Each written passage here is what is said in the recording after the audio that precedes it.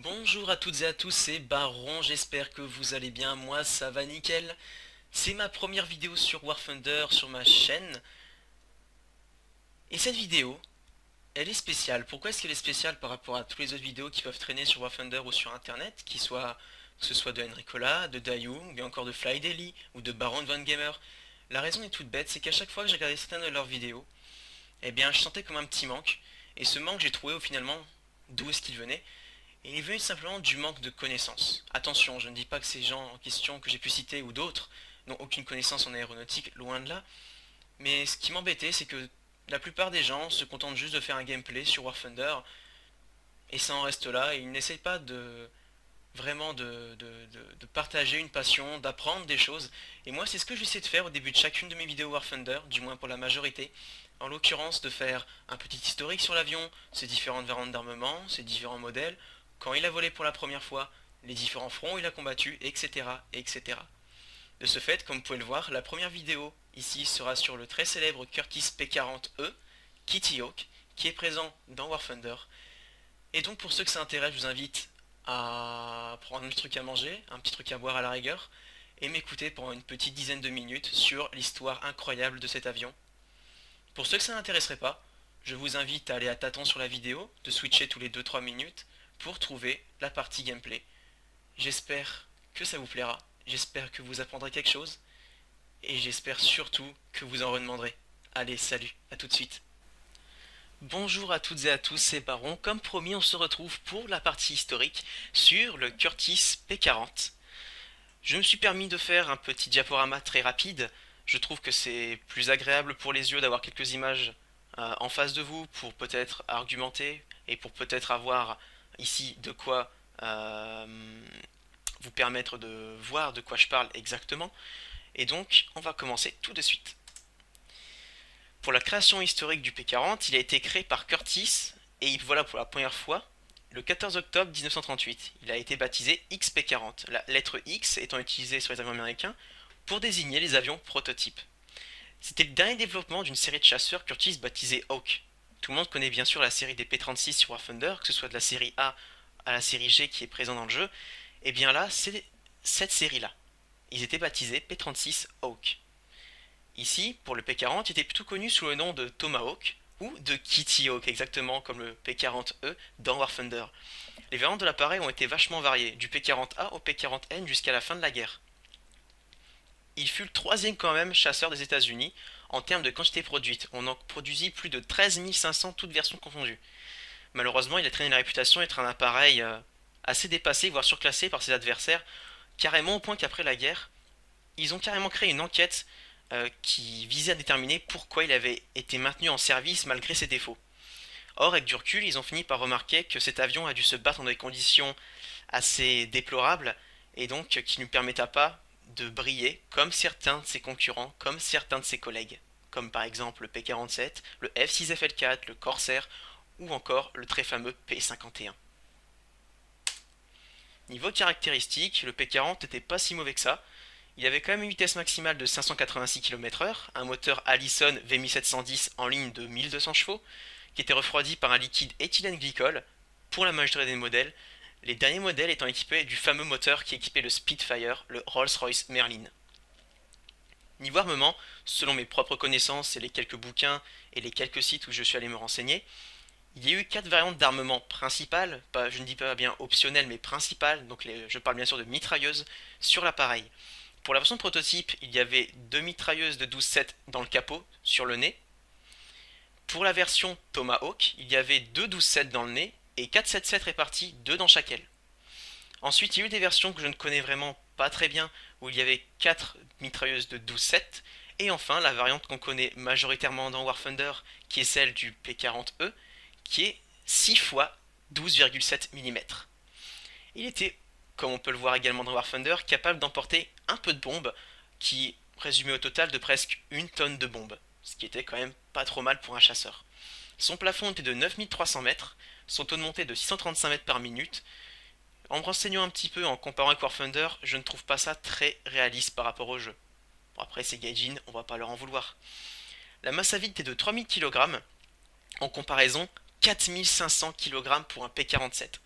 pour vous expliquer un peu la différence de carrure entre un P-40 et le P-47 qui était quand même l'avion le plus gros, qui était le plus gros chasseur de la Deuxième Guerre mondiale. Sa masse avec ses munitions était de 3800 kg, et ouais les mecs, des 12-7, ça pèse lourd quand même. Et sa masse maximale était de 5000 kg. Sa longueur était de 10,16 m, son envergure de 11,38 m, sa distance franchisable, donc son autonomie, de 2400 km et son coût unitaire à l'époque était de 45 000 US$. Pour résumer, le Curtiss P-40 était peu performant en haute altitude, mais il servit honorablement son pays notamment grâce à son faible coût, sa facilité de maintenance, excusez-moi, et surtout sa grande robustesse. Niveau théâtre opérationnel, le Curtiss P-40, durant toute sa durée opérationnelle, s'est battu sur de nombreux fronts. Selon mes connaissances et les livres que j'ai pu lire ou les sites que j'ai pu consulter, il s'est battu en Afrique du Nord, en Sicile, en Libye, en Chine, en Birmanie, qui est le pays juste à côté de la Chine, et dans le Pacifique Sud. Or, malgré ce qu'on pourrait croire, il n'y a pas que les Américains qui l'ont utilisé. Et ouais les mecs, les Anglais en ont commandé un bon paquet également au début de la guerre, car ils avaient absolument besoin d'avions, et que leur petit pays ne permettait pas de construire suffisamment d'appareils de combat pour protéger la Grande-Bretagne, ainsi que les Sud-Africains, qui sont battus forcément contre Rommel, et même les Français. La photo que vous pouvez voir en bas à gauche, ce sont des P-40 que les Américains ont donnés à l'escadrille Lafayette. Il y a également les Russes qui les ont utilisés. Les Américains ayant fourni les Russes au début de la guerre car ils n'avaient pas d'avions suffisamment armés, suffisamment puissants, suffisamment efficaces ou même en nombre suffisant pour se permettre de se défendre. Donc vous pouvez voir en haut à droite l'apparence qu'avaient les P-40 de la Royal Air Force à l'époque. Et surtout en bas, vous pouvez peut-être, si vous êtes malin, reconnaître le skin Glorlite Lions qui est présent dans War Thunder. Et c'est de cette photo qu'est tiré le skin de cet appareil.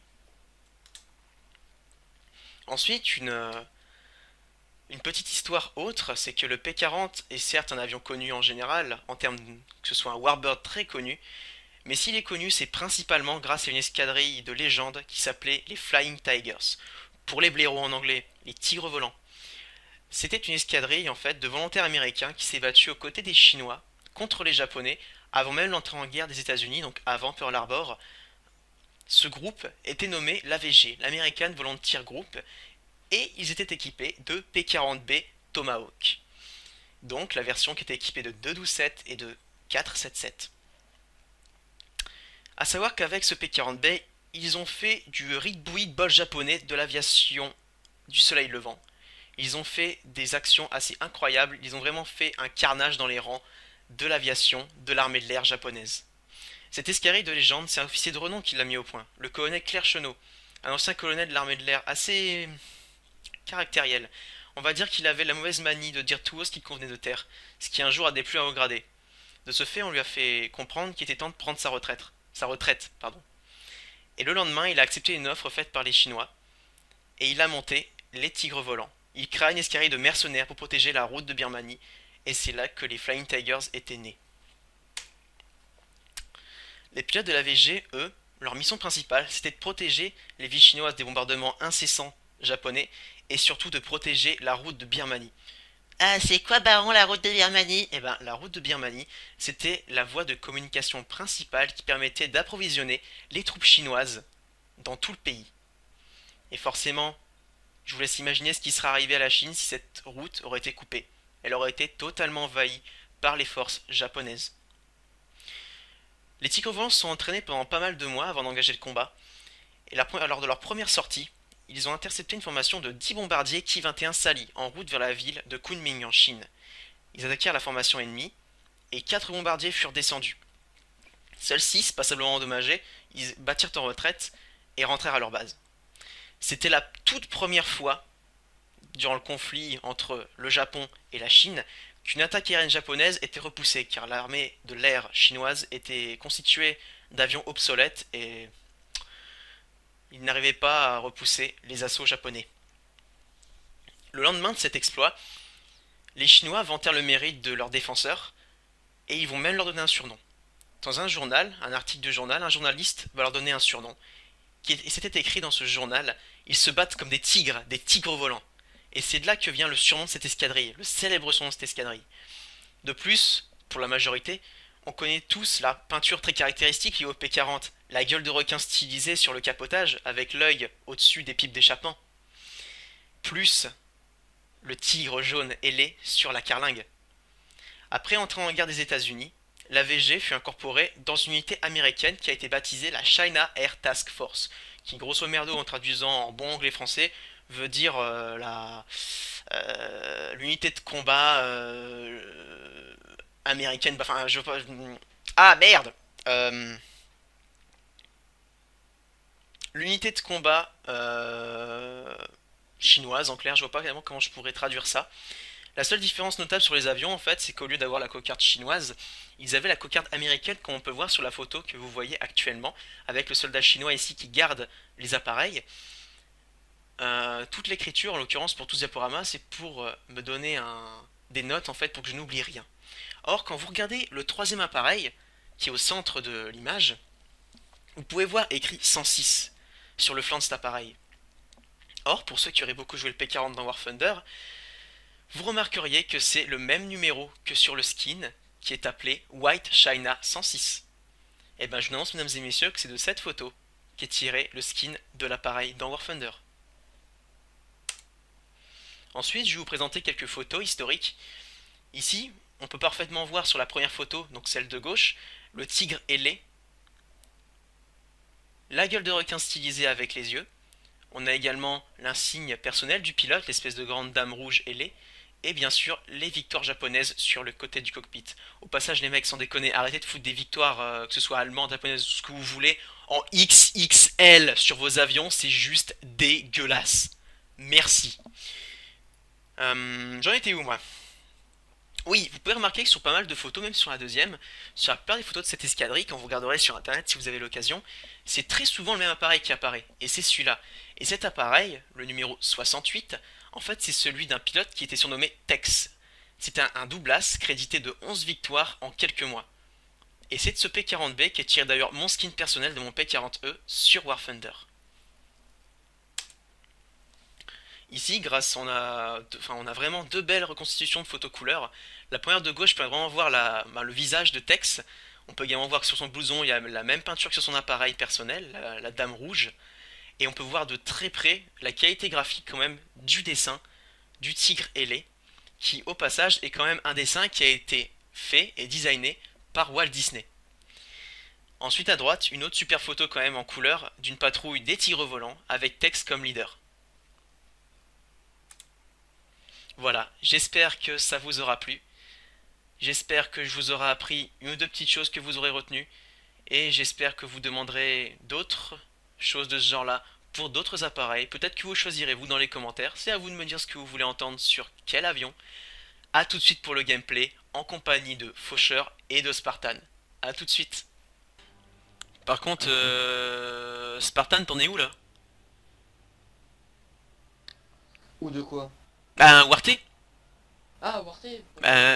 Oh putain, on te dit 12 fois Warté pour une partie à 3 en P40 et lui il dit ah Warté, quoi? Ah qu'est-ce qui se passe? Ah il commence à paniquer, tu sais. Bon bah c'est parti, après la présentation historique, maintenant je suis en compagnie de Faucheur et de Spartan. Spartan qui est également dans la vidéo de Hawken. Et on va vous démontrer ce que c'est faire le P40 sur le jeu. Dessus j'ai un petit skin perso qui est pas trop mauvais, hein, un petit skin de Tex, des tigres volants. Si vous voulez savoir qui est ce pilote, je vous invite à regarder une série qui s'appelle Les ailes de la guerre. Elle est très très sympa. Ah ouais, ça je confirme. Carrément pro-américaine, mais c'est pas grave. Ouais c'est ça, c'est America Fuck qui est sur les bords, mais bah, maintenant ils sont américains, on va pas leur en vouloir. Bah, ce qui est décevant, c'est qu'ils ont pas mis trop de succès, genre japonais ou autre. Bah Genre, normal, ils vont pas dire que les méchants finalement étaient pas si méchants que ça, hein, tu sais. Ah, je Non, veux pas ils dire, mais étaient le plus forts, grand surtout. tasse au monde, c'est quand même un Allemand. Hein. C'était De loin. comment il s'appelait déjà? C'était pas Dortmund? C'est juste les japonais là, qu'ils ont pas mis. Derrière les Allemands, ils ont. Je crois qu'il y a des souvenirs d'une ou deux batailles allemandes. Enfin, Ouais, les ouais, Allemands, l'escadron spécial LE et. Ouais mais en fait ils ont montré une facette, c'est pas une facette d'un as, ils ont montré des mecs faire banzai sur un bombardier et se cracher dessus quoi. Ils ça. attendent sur le tarmac. D'accord. Ils ont fait le Thunder Commando LE et puis les Wunderwaffe. Ok c'est parti.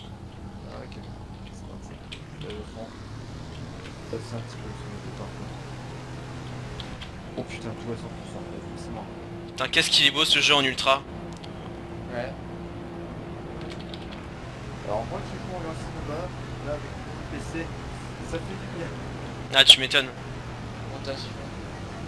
On va rentrer vers- Par contre, je vais couper 2 secondes parce que je vais pas filmer toute la montée jusqu'aux ennemis, ça sert à rien.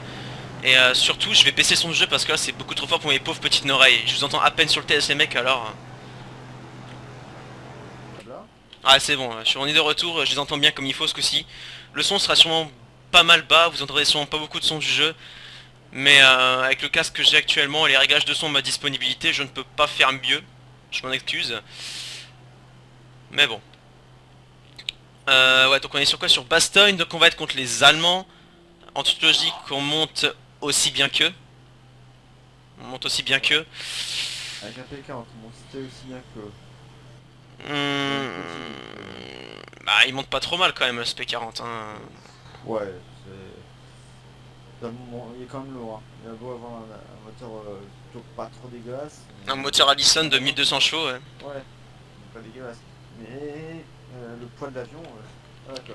Ouais. C'est comme on me disait, le Yak 3 VK107, c'est un avion avec un moteur modifié, donc il va hyper vite et tout, et il va En fait, il est en accélérer à métal. vitesse. Voilà. Du coup, en fait, ça donne un Yak 3 normal. Juste qu'il va tolérer un peu plus la vitesse, mais il est un peu plus, il est plus solide quoi, avec un canon en moins. Oh, cette rotation synchronisée, là, c'était... Mais il passe où Faucheur, je le vois plus. Moi je suis au-dessus, j'ai pas osé Ah. faire la synchro parce qu'il y avait Spartan derrière, moi devant, enfin moi au milieu et toi devant. Donc... Attends, ah là j'ai repéré un avion. Un Inkel 112, il y avait un Stuka. Inkel, pas Inchel, Inkel. Il y a aussi un Stuka. Il y a un Inkel et il y a un Stuka en basse altitude. Deux belles cibles.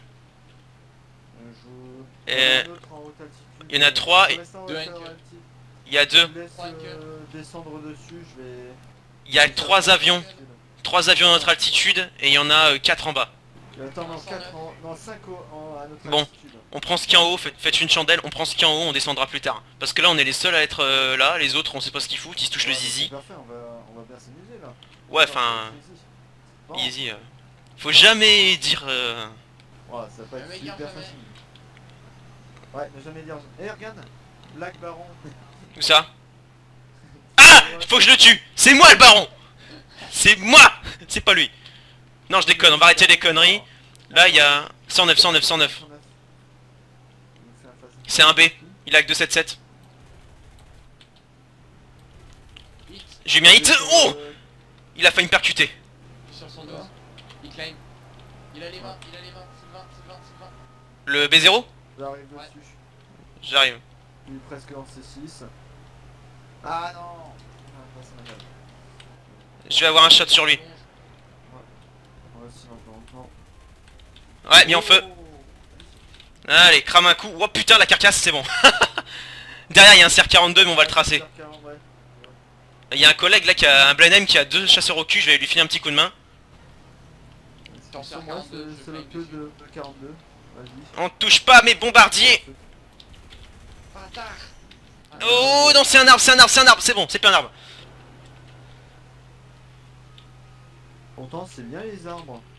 Ouais, enfin moi j'ai la mauvaise tendance à me les prendre. Sur le junker, pour pas qu'il se fasse nos... Bah en fait, c'est déjà fait nos bases. Bon bah, je vais ranger nos bases. Ah, il y a le Hinkel là, je vais le flinguer. Le Stuka 87 aussi. Je l'avance sur le Stuka. Oh, le petit critique en feu là. Hop là, lui c'est réglé. Il y a un Stuka là. Bonjour monsieur, inspection du travail. Non, attaque pas Spartan, c'est pas gentil. Ah, je veux bien que tu le couvres. Non, non, tu meurs, voilà. Lui, je l'ai foutu en feu, c'est bon. Tu meurs s'il te plaît maintenant. Tu es gentil et tu meurs. Voilà, j'aime bien. Oh, je vous vois, c'est beau. Je vois Hinkel Voilà. en feu, c'est beau. Donc j'ai pris un peu des risques, j'ai mon liquide de refroidissement qui fuit. Oh non. Là-bas les mecs, il y a 209. T'as regardé, on a un Blenheim qui est posé. Non, il s'est craché. Comment Ouais, mais dire, Go il crachait, j'ai mais plus de posé. cartouches, les gars. T'as 1000 cartouches, tu utilises combien j'en ai moi? Ouais, Moi j'en ai 1300. 495, j'ai abattu 3 types.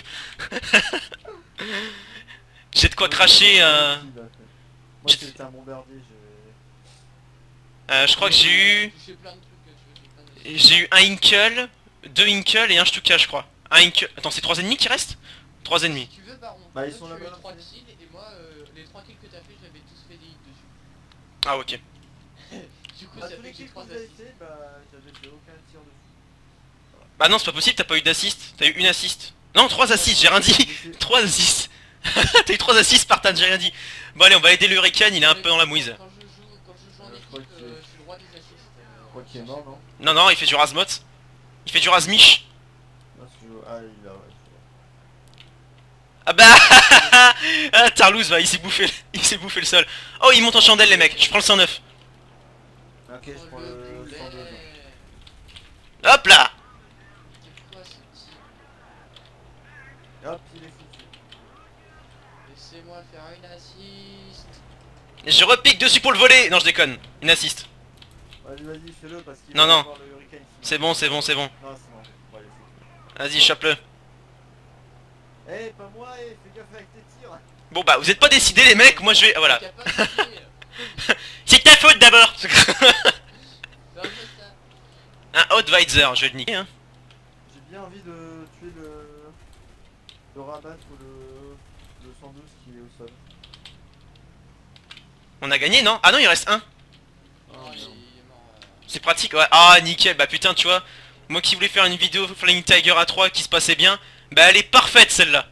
Bon, allez, on arrête ces conneries. Donc, bah la prochaine vidéo à thème sera sur les Allemands. L'avion, je ne le connais pas encore, vous verrez bien, ce sera surprise. Merci encore. Oh oui, la surprise, oui, la surprise. Elle est à nous, il veut nous la cacher. Oui. Bon, encore une fois, merci à toi Spartan. J'en sais rien, c'est une très bonne question. Donc merci à toi Spartan, merci à toi Faucheur, j'espère que la vidéo elle vous aura plu, que le petit côté historique vous aura pas trop emmerdé parce que je pense qu'il va durer plus longtemps que le temps qu'a duré la partie. Et j'espère qu'au moins grâce à ça, mon but c'est vous apprendre des choses, j'espère que vous aurez appris quelques trucs historiques sur l'avion, que ben ça vous déplaît pas trop, que vous trouvez pas ça trop chiant. Et que même le gameplay vous ait plu et que mes hôtes ici présents vous aient plu aussi.